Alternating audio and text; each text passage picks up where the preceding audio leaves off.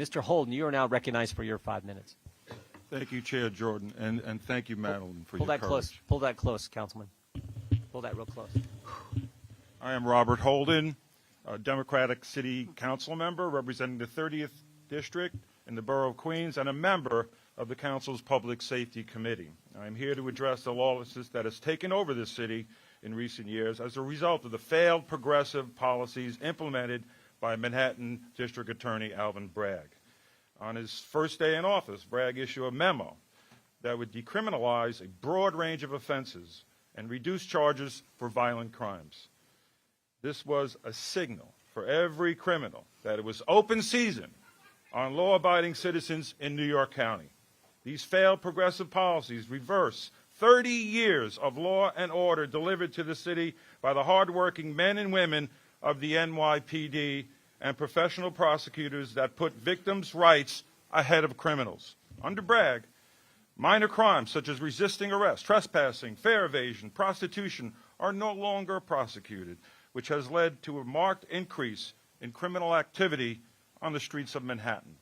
Serious offenses such as knife-point robbery, commercial and residential burglaries, weapons possession, and low-level drug dealing are being charged with lesser offenses or being plea bargained down, resulting in shorter sentences or no jail time at all. Bragg's first year in office was marked by a dramatic shift in the way his office approached criminal prosecutions.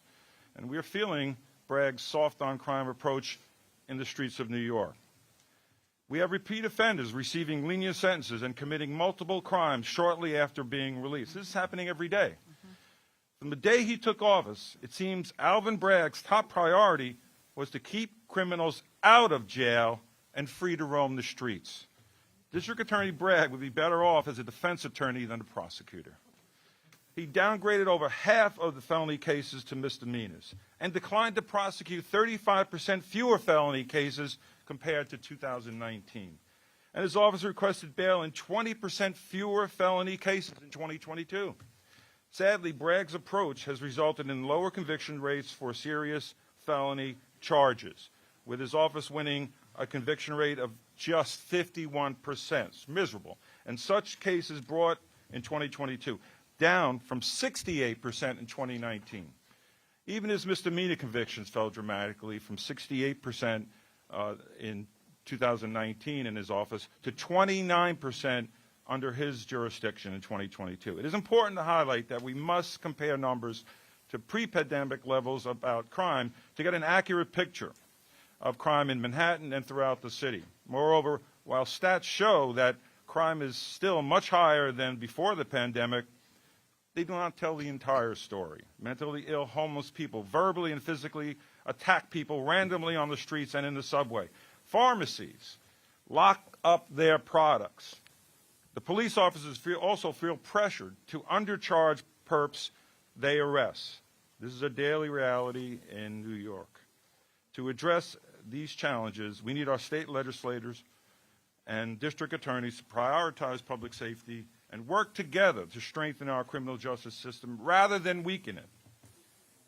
The state legislature has failed us by passing laws that have weakened our criminal justice system and enabled criminals to evade justice. Federal prosecutors could help put more career criminals behind bars by charging the worst offenders with federal crimes instead of letting progressives like DA Bragg bring prosecutions under weakened state laws. We are losing people by the tens of thousands to safer cities and states that offer a better quality of life.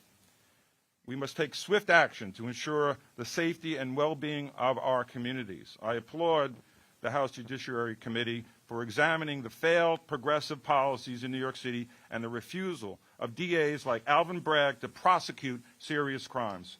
Public safety is paramount, and the committee should take the appropriate action to ensure that justice is served and our communities are protected. Thank you for your time.